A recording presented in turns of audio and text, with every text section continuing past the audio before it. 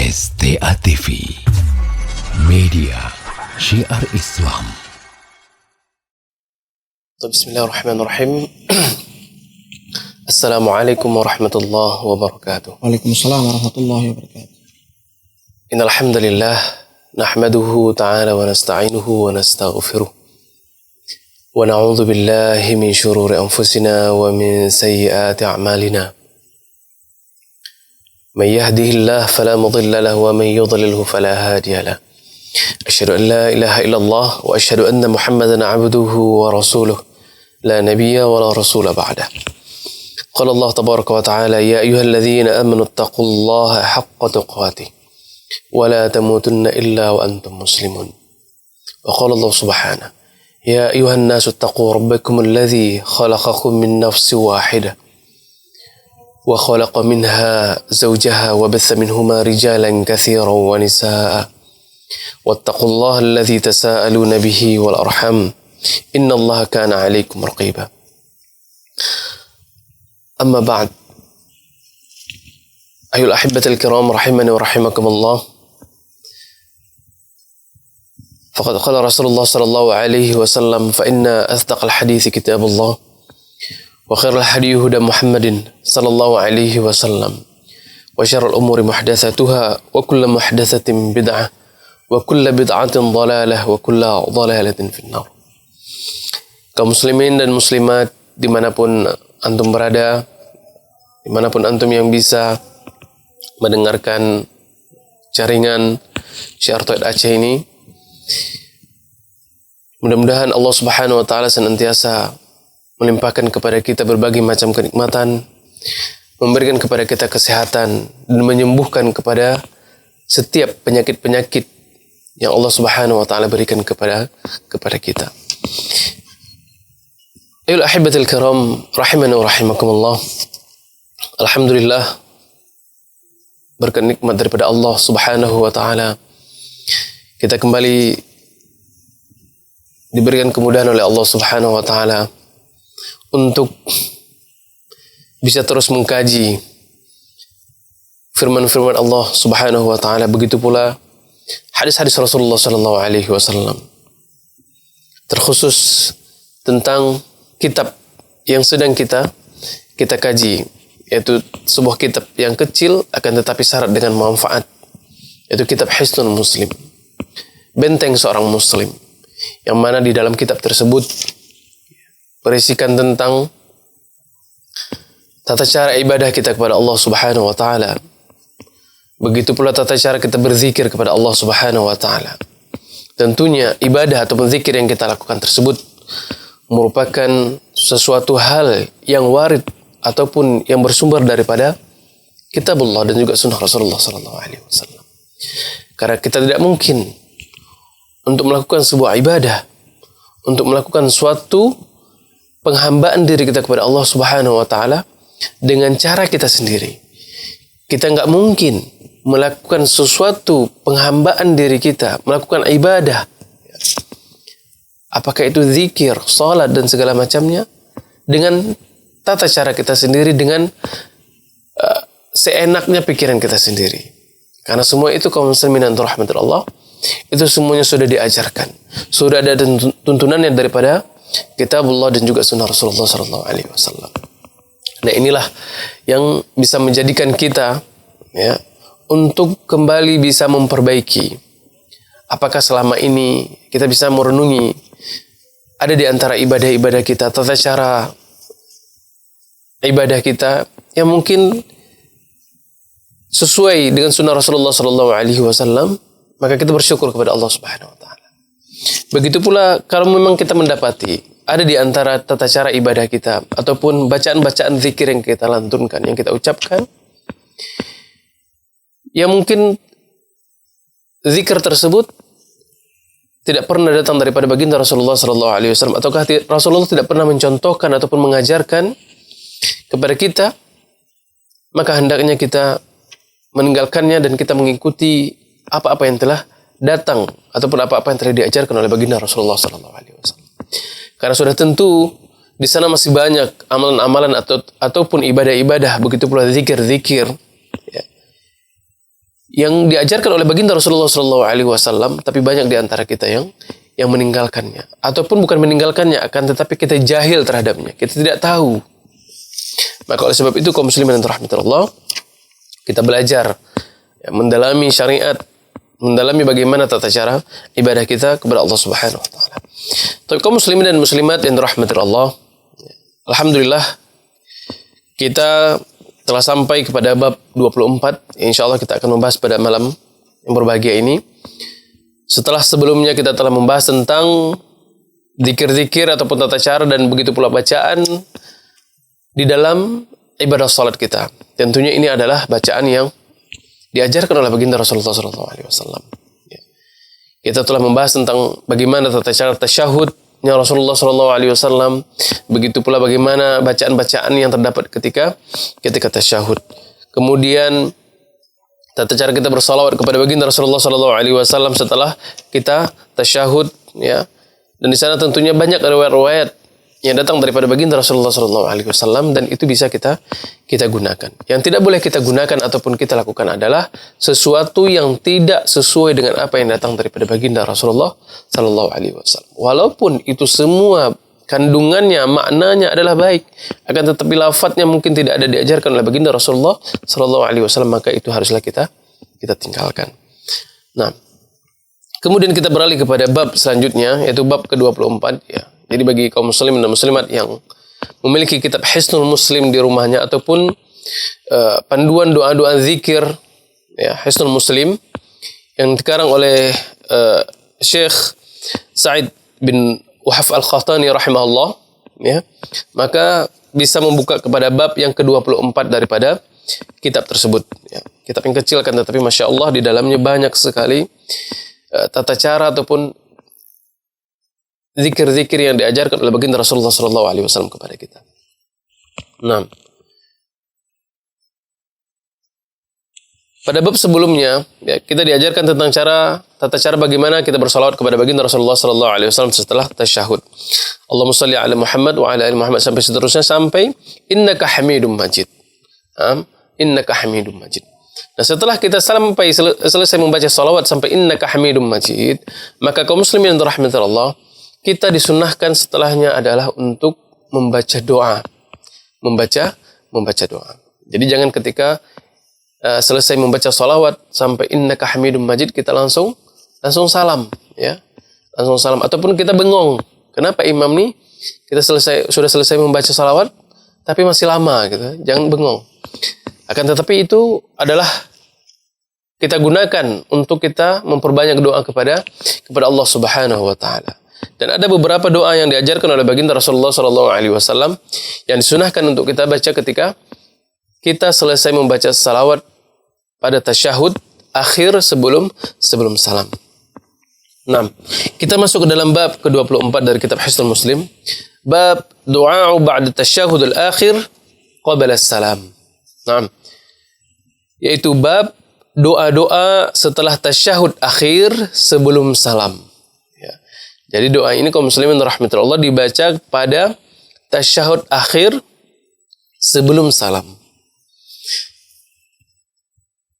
Para ulama menyebutkan kaum muslimin rahmatullah bahwa waktu di antara selesai membaca salawat kepada baginda Rasulullah SAW dan juga salam daripada ibadah salat ini juga merupakan salah satu waktu yang mustajab.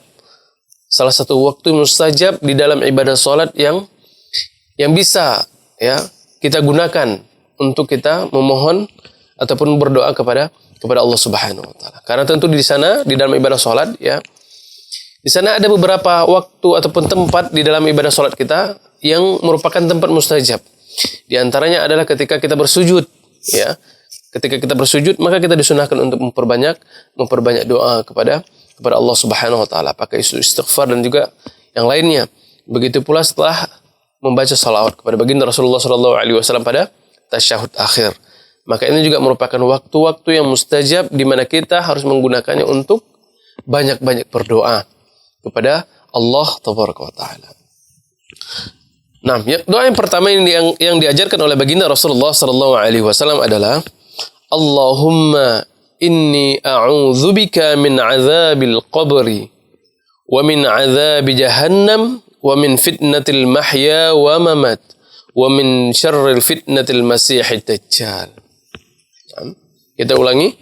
Allahumma inni a'udzubika min azabil qabri wa min azabi jahannam wa min fitnatil mahya wa mamat wa min syarri fitnatil masihid dajjal. Nah, doa ini merupakan doa yang datang daripada baginda Rasulullah sallallahu alaihi wasallam yang diriwayatkan oleh sahabat Abu Hurairah radhiyallahu taala an, ya. Juga diriwayatkan oleh Al-Imam Bukhari dan juga Al-Imam Muslim, ya.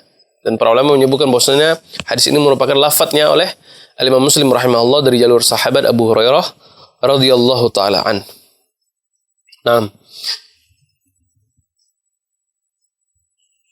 di dalam doa ini kaum muslimin yang dirahmati Allah, ya, kita terjemahkan dulu. Allahumma inni a'udzubika min azabil qabri.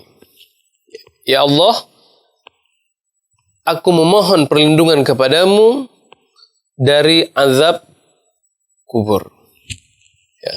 Ya Allah, aku memohon kepadamu dari azab kubur. Memohon perlindungan kepada Allah Subhanahu wa taala agar kita dijauhkan dari yang namanya azab kubur. Wa min azabi jahannam.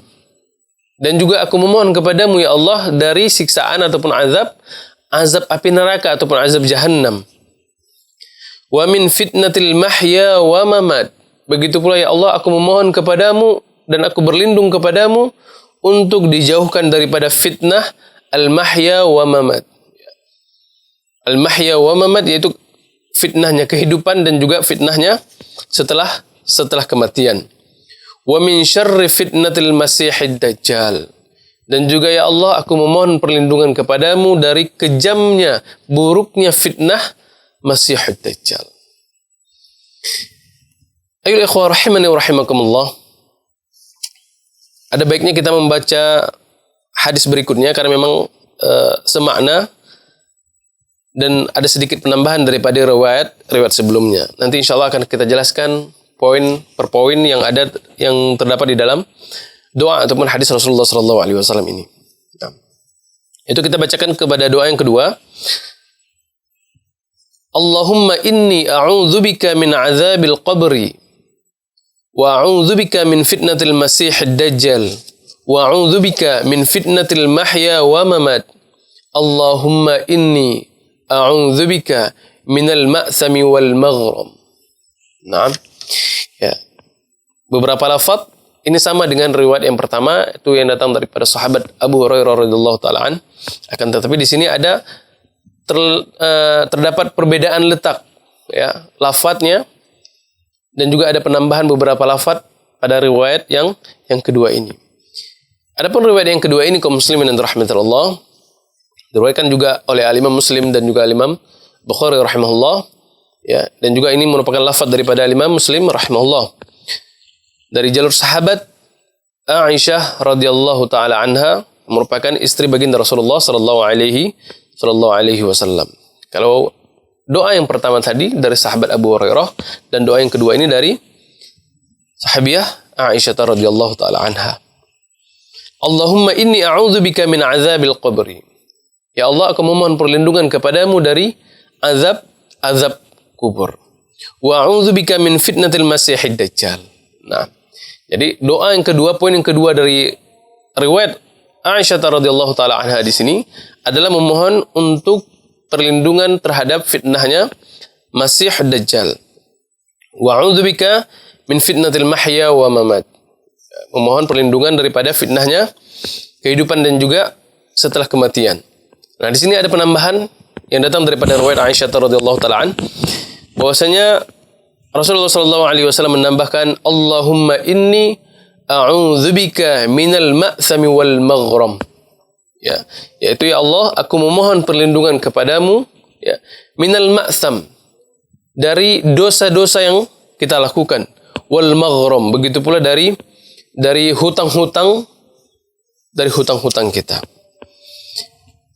Nah, kaum muslimin dan muslimat yang dirahmati Allah, dari dua riwayat yang telah kita bacakan tadi, ya, doa-doa yang telah kita sampaikan tadi, terdapat beberapa kesamaan lafaz di dalamnya, ya, dan juga ada penambahan di sana. Nah, kalau kita kumpulkan di dalam dua riwayat ini, di sana terdapat beberapa poin yang ingin kita sampaikan, bahwa yang pertama, kita memohon perlindungan kepada Allah Subhanahu wa taala tentang azab kubur. Kita memohon perlindungan kepada Allah Subhanahu wa taala daripada siksaan kubur. Dari sini kaum muslimin yang dirahmati Allah menjelaskan kepada kita bahwa isbat penetapan tentang adanya nikmat, begitu pula adanya siksaan kubur. Ini yang harus kita fahami, dan ini adalah berkaitan tentang akidah. Akidah kita. Yang harus kita fahami dan yakini bahwa benar adanya tentang azab, begitu pula nikmat kubur tersebut. Karena ada beberapa kaum muslimin yang dirahmati Allah, ya, beberapa saudara-saudara kita yang akidahnya menyimpang. Mereka tidak meyakini tentang adanya azab, begitu pula nikmat yang ada di dalam kuburan. Ya, mereka menafikan, seakan menafikan yang namanya hadis ahad, ataupun hadis yang menjelaskan tentang nikmat, begitu pula azabnya kubur. Ya. Nah, di sini kaum muslimin rahmatullah menjelaskan tentang isbatnya, ya, penetapan memang adanya siksaan, begitu pula nikmat yang ada di dalam kubur. Kaum muslimin yang dirahmati Allah, ya. Di dalam kalimat ini pula, yaitu permohonan perlindungan kita kepada Allah Subhanahu wa taala agar kita dijauhkan daripada azab kubur, maka ini juga menjelaskan kepada kita bahwa kuburan tersebut, ya, merupakan penentuan kita bagaimana keadaan kita selanjutnya pada hari kiamat kelak. Apakah kuburan tersebut menjadi raudhatun min riyadil jannah? Apakah bisa menjadi taman di antara taman-taman surga? Ataupun sebaliknya, kuburan tersebut menjadi khufratun min khufarin nar, menjadi lubang di antara lubang-lubangnya neraka. Begitu banyak hadis-hadis Rasulullah SAW, ya, yang menjelaskan tentang ada benarnya azab dan juga nikmatnya tentang kuburan tersebut. Dan ini yang harus kita yakini. Di antaranya adalah firman Allah Subhanahu wa taala yang mengatakan, yang menjelaskan tentang bagaimana keadaan keluarga Firaun di dalam surat Al-Mu'minun. Al-Mu'min, ya. Ibn Allah Subhanahu wa taala mengatakan, "An-naru ya'ruduna 'alaiha ghaduwwan wa 'ashiyya." Di mana Allah Subhanahu wa taala menampakkan kepada mereka tentang an-nar, yaitu tentang neraka, gambaran neraka kepada mereka pada waktu pagi dan petang. Dan ini menandakan bahwasanya para ulama menyebutkan ayat ini menjelaskan tentang adanya azab neraka, azab kubur. Ya, karena tidak mungkin dinampakkan kepada ahli Fir'aun, ya, keluarga Fir'aun tersebut, tentang neraka, sedangkan mereka tidak ada di dalam kubur tersebut. Jadi ini menjelaskan tentang adanya azab kubur. Dan juga para ulama menjadikan firman Allah Subhanahu wa taala ini, ya, sebagai dalil tentang adanya nikmat-nikmat yang Allah Subhanahu wa taala berikan kepada hamba-hambanya yang beriman. Di dalam sebuah hadis Rasulullah SAW menggambarkan bahwa bagaimana Rasulullah SAW menjelaskan bahwasanya ketika malaikat maut mencabut ruh seorang mukmin, ya, kemudian Allah Subhanahu wa taala membentangkan pandangan hamba tersebut seluas mata memandang. Begitu pula Allah Subhanahu wa taala menampakkan bagaimana kenikmatan-kenikmatan surga kepadanya. Ya. Nah, hal ini menandakan kaum muslimin rahmatul Allah bahwa adanya tentang nikmat kubur. Dan tentunya kaum muslimin rahmatul Allah ini semuanya, ya, tidak lain dan tidak bukan hanyalah diberikan oleh Allah Subhanahu wa taala bagi hamba-hambanya yang beriman. Diberikan oleh Allah Subhanahu wa taala bagi hamba-hambanya yang beriman. Sebagaimana yang telah dikhabarkan oleh baginda Rasulullah sallallahu alaihi wasallam bahwa ketika seseorang telah dimasukkan ke dalam liang lahat, ya, maka akan datang seseorang yang parasnya bagus dengan wangi yang begitu semerbak. Maka ditanyakan kepada dia, siapakah ini? Maka orang tersebut mengatakan, aku adalah amal kebaikanmu. Begitu pula sebaliknya, ketika ada datang kepada orang-orang yang fasik, ya, orang-orang kafir dengan wujud yang begitu jelek, begitu pula dengan memiliki aroma yang begitu bau busuk, ditanyakan kepadanya, siapakah dirimu? Maka dia menjawab, inilah amalan kejelekan yang kamu lakukan ketika kamu masih hidup. Nah, dalil-dalil semua ini, ya, sabda-sabda Rasulullah SAW ini semuanya menandakan tentang adanya azab dan juga nikmat kubur. Kaum muslimin yang dirahmati Allah, di sana ada sebuah firman Allah Subhanahu wa taala yang mengatakan, menggambarkan tentang bagaimana ucapannya orang-orang ahli kubur ketika berada di dalam kuburan, di mana mereka mengatakan, qala rabbi irji'uni la'alli a'malu salihan fima tarak. Ya Allah, ya. Jadi orang itu berharap kepada Allah Subhanahu wa taala agar mereka dikembalikan ke muka bumi. Agar apa? Agar mereka bisa kembali melakukan amalan-amalan soleh yang mereka tinggalkan. Artinya di sini kaum muslimin rahmatillah Allah, tidak ada lagi kesempatan bagi seseorang yang sudah meninggal dunia untuk bisa berbuat amal soleh. Kemudian menandakan dari dalil ini bahwa, ya, tidak ada sesuatu pun yang diterima oleh Allah yang diterima oleh seorang hamba ketika berada di dalam kuburan kecuali dengan apa-apa yang sudah dia kumpulkan ketika dia masih hidup di dunia ini. Kalau dia banyak mengumpulkan amal soleh, maka kenikmatan, ya, alam kubur yang akan dia dapatkan. Begitu pula ketika dia masih hidup, banyak sifat-sifat buruknya ataupun maksiat-maksiat yang dia lakukan, maka itu pula yang akan diterima ketika dia berada di dalam kubur. Kita memohon kepada Allah Subhanahu wa taala agar kita dijauhkan daripada siksaan kubur, ya, dan kita juga terpilih di antara hamba-hamba Allah Subhanahu wa taala yang nantinya menerima nikmat kubur. Tapi kaum muslimin rahmatillah Allah, kemudian wa min adzabi jahannam. Kita memohon kepada Allah Subhanahu wa taala agar kita dijauhkan daripada siksaan api neraka. Kaum muslimin yang dirahmati Allah, kita ketahui bahwa tidak ada seorang manusia pun yang luput daripada yang namanya kesalahan. Dan satu kesalahan yang kita lakukan saja, itu sudah bisa membuat kita dihukum oleh Allah Subhanahu wa taala. Satu kesalahan yang kita lakukan itu sudah bisa membuat kita dihukum oleh Allah Subhanahu wa taala. Apalagi kalau kita menjadikan kesalahan tersebut menjadi kebiasaan kehidupan kita. Apalagi kita menjadikan kesalahan-kesalahan, apakah itu dosa-dosa besar, itu menjadi sebuah rutinitas kita ketika kita hidup di dunia ini. Maka oleh sebab itu kaum muslimin yang dirahmati Allah,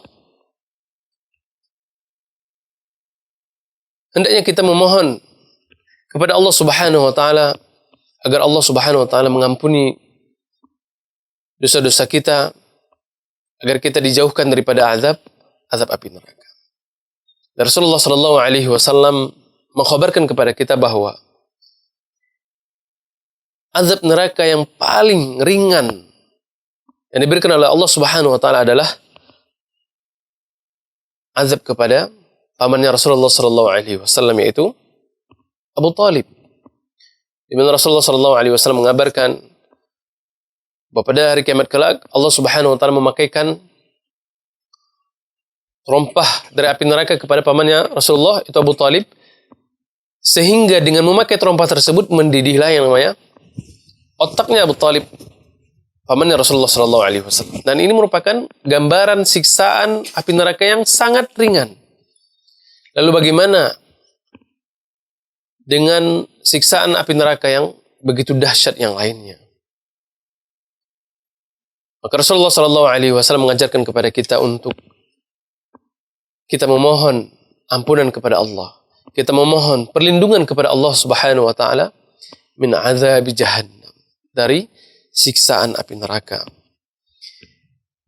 Kemudian kaum muslimin yang dirahmati Allah, wa min fitnatil mahya wa mamat. Ya. Kita juga memohon kepada Allah Subhanahu wa taala, memohon perlindungan kepada Allah dari fitnah mahya wa mamat. Fitnah kehidupan kita dan juga fitnah ketika kita sudah meninggal. Para ulama menjelaskan bahwa maksud dari fitnah di sini adalah segala sesuatu yang kita benci yang ada di dunia ini. Segala sesuatu yang kita benci, maka itu dinamakan dengan fitnah. Fitnah al-mahya wa fitnatul mamat. Segala sesuatu yang kita benci ketika kita masih hidup. Ya. Ini yang harus kita mohon perlindungan kepada Allah Subhanahu wa taala. Apa contohnya fitnah kehidupan kita?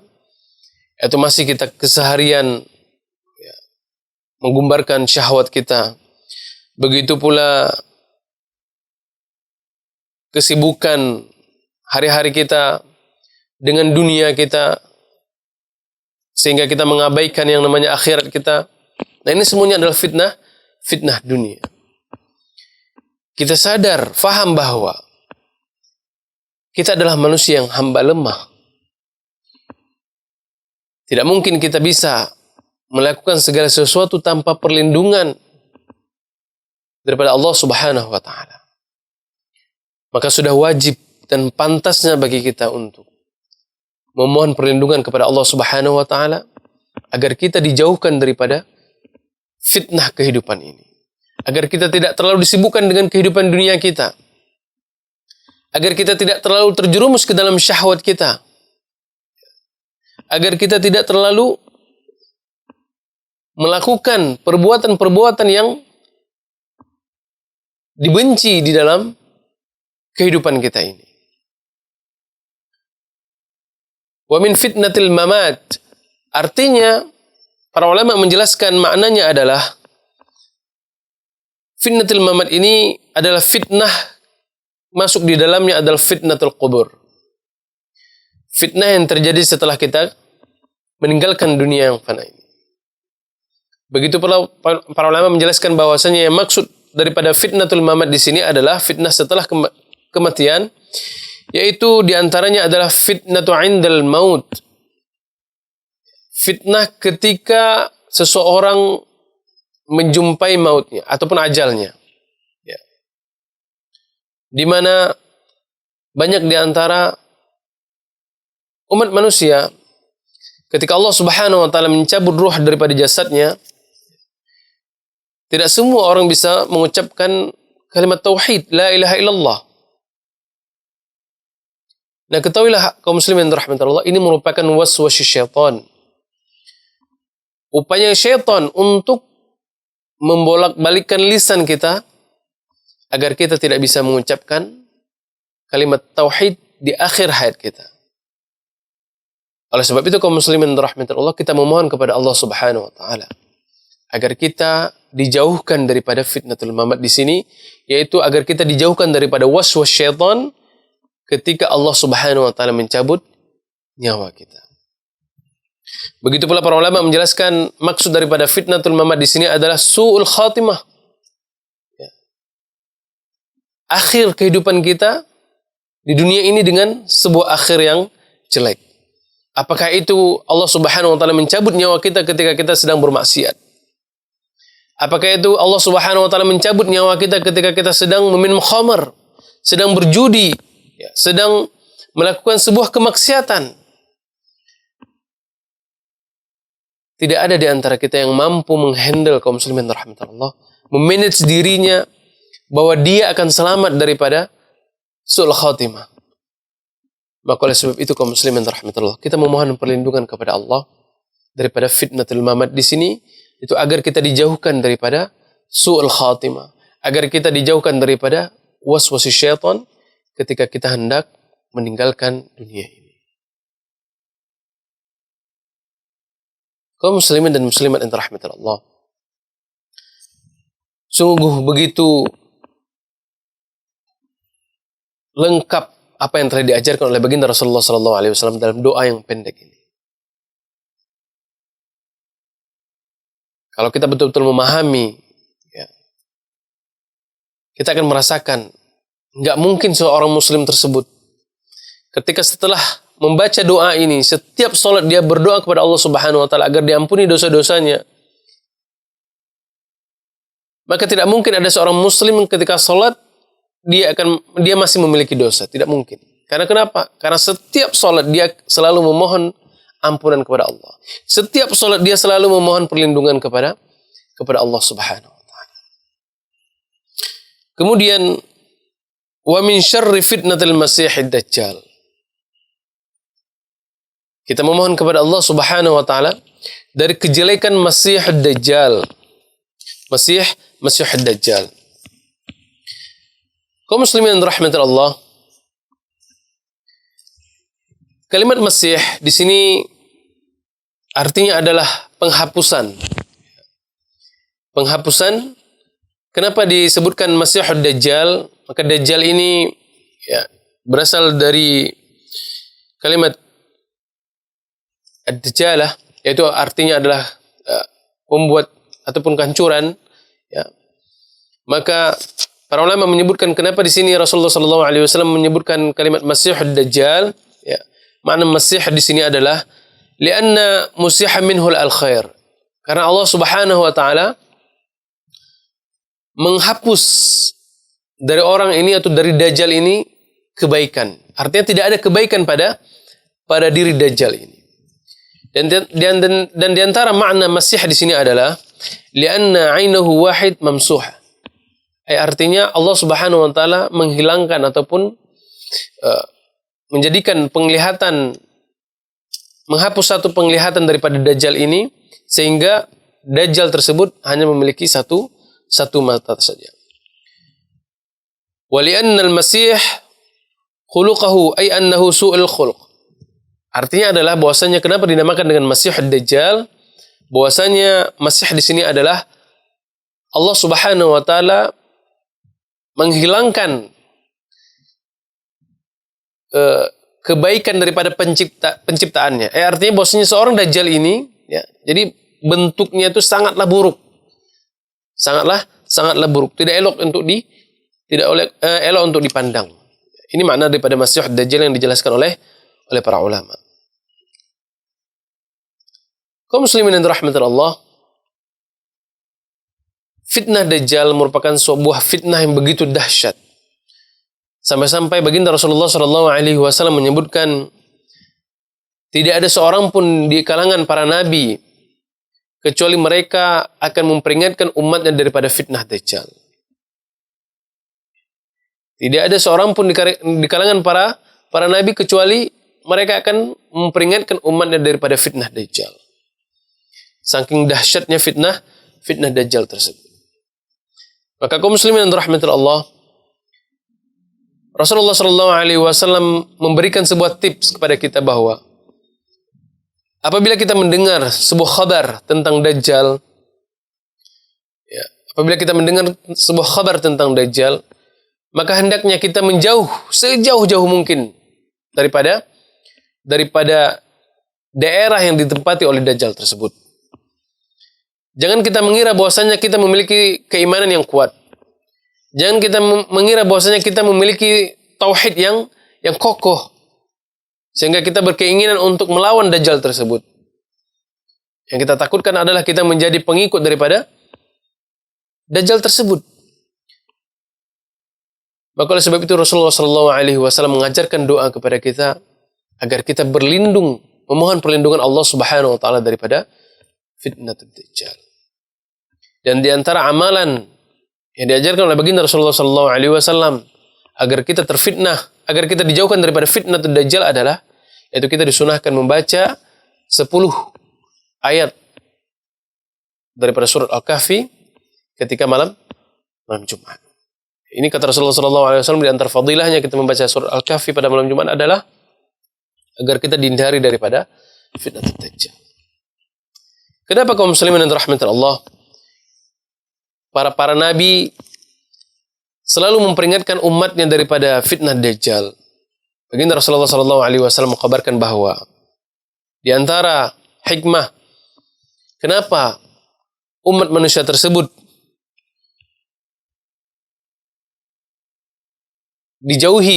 hendaknya menjauhi daripada fitnah Dajjal tersebut, bahwa Dajjal tersebut, yang pertama adalah Dajjal tersebut mengaku dirinya adalah Tuhan. Maka apabila Dajjal tersebut mengaku di khalayak ramai dia adalah seorang Tuhan, kemudian dia menampakkan dengan keahliannya, dengan sihirnya, maka umat manusia ketika itu dengan mudah mempercayai ataupun dengan mudah terlena dengan apa yang dinampakkan oleh Dajjal, sehingga mereka dengan mudah mengikuti apa yang telah diucapkan oleh Dajjal tersebut. Makanya kita diperintahkan untuk menjauhi yang namanya Dajjal. Kemudian antara hikmah kenapa kita selalu diajarkan untuk menjauhi fitnah Dajjal adalah bahwa suatu kaum ataupun suatu daerah yang dilalui oleh Dajjal tersebut itu akan menjadi subur, sungguh sangat subur. Sehingga hal itu membuat orang-orang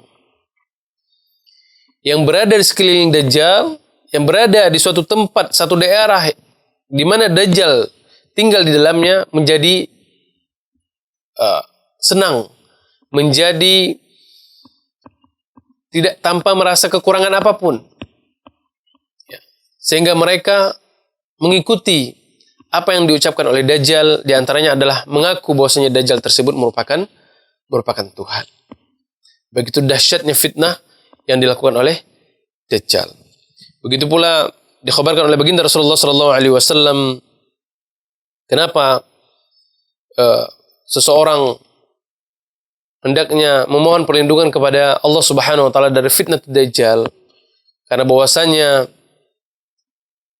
seluruh pelosok lembah bukit itu semuanya akan dilalui oleh Dajjal, kecuali hanya beberapa tempat saja yang dikhabarkan oleh baginda Rasulullah tidak bisa dimasuki oleh Dajjal tersebut, yaitu Madinah dan kota Mekah dan juga kota Madinah. Maka tidak ada tempat yang aman di muka bumi ini kecuali kota Mekah dan Madinah daripada fitnah Dajjal. Maka oleh sebab itu kaum muslimin rahmatullah, kita diajarkan oleh baginda Rasulullah SAW untuk senantiasa memohon ampunan, memohon perlindungan kepada Allah agar kita dijauhi dari yang namanya fitnah Dajjal. Kemudian ya ikhwah rahimani wa rahimakumullah, di riwayat yang kedua terdapat penambahan daripada lafaz daripada riwayat yang pertama, yaitu Allahumma inni a'udzubika minal ma'tham wal maghram. Ya Allah, aku memohon kepadamu perlindunganmu daripada ma'tham, dosa-dosa, wal maghram. Begitu pula memohon perlindungan daripada hutang-hutang. Kaum muslimin yang dirahmati Allah, kenapa ini menjadi prioritas yang diajarkan oleh baginda Rasulullah SAW untuk kita memohon perlindungan kepada Allah Subhanahu wa taala? Sebagaimana yang telah kita sebutkan tadi, bahwa tidak ada satupun umat manusia yang tidak memiliki dosa. Maka oleh sebab itu kita harus memohon ampunan Allah Subhanahu wa taala.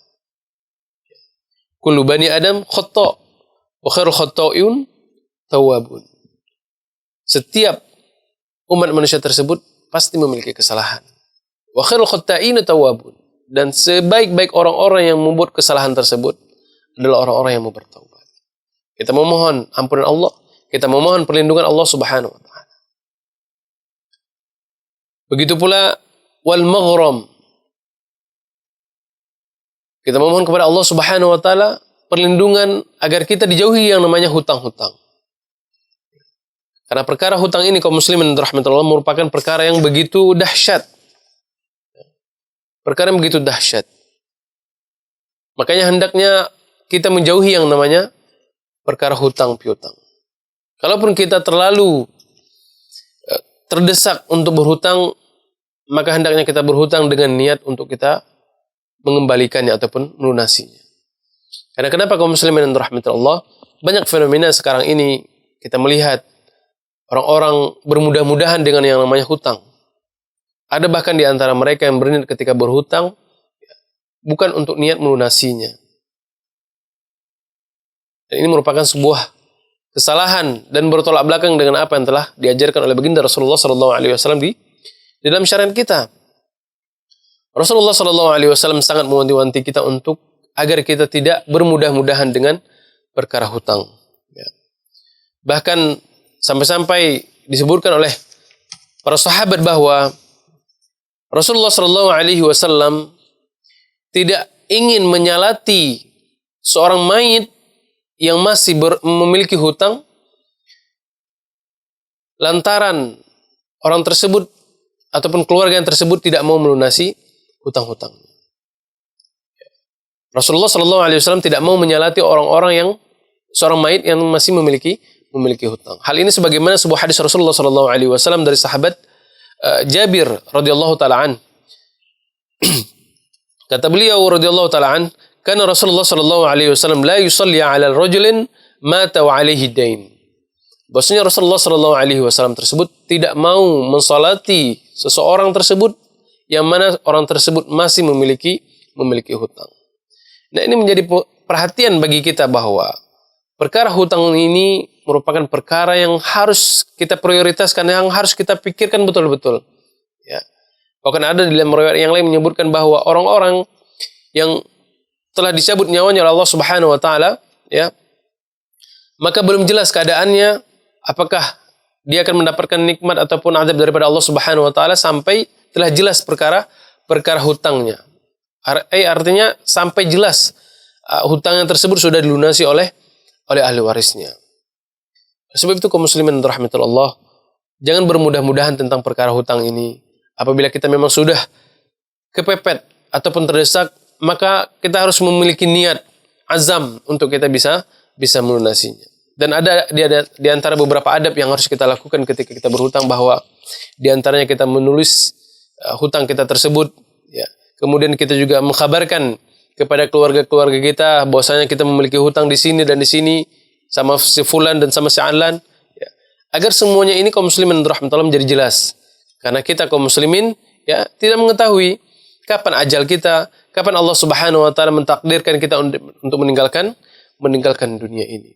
Oleh sebab itu, sebelum hal itu terjadi, Rasulullah SAW mengajarkan kepada kita doa agar kita terjauh daripada hutang-hutang tersebut, ataupun agar kita berlindung kepada Allah Subhanahu wa taala daripada perkara-perkara hutang tersebut. Kaum muslimin rahmatullah, inilah beberapa, ya, poin yang terdapat di dalam dua riwayat ini, ya. Hendaknya kita bisa memanfaatkan, mempraktekkan apa yang telah datang daripada baginda Rasulullah SAW. Tentunya kaum muslimin dan rahmatullah, tidaklah apa yang datang daripada baginda Rasulullah, tidaklah apa yang telah diajarkan oleh baginda Rasulullah SAW, kecuali di dalamnya terdapat kebaikan untuk kita. Wallahu ta'ala alam bisawab. Mudah-mudahan apa yang kita sampaikan bisa bermanfaat pada diri kita. Mudah-mudahan Allah Subhanahu wa taala memberikan kekuatan kepada kita untuk kita bisa mengamalkan apa yang telah diajarkan oleh baginda Rasulullah SAW dalam ibadah kita sehari-hari. Kita tutup dengan kafaratul majlis. Subhanakallahumma wa bihamdika, asyhadu an la ilaha illa anta, astaghfiruka wa atubu ilaik. Wassalamualaikum warahmatullahi wabarakatuh.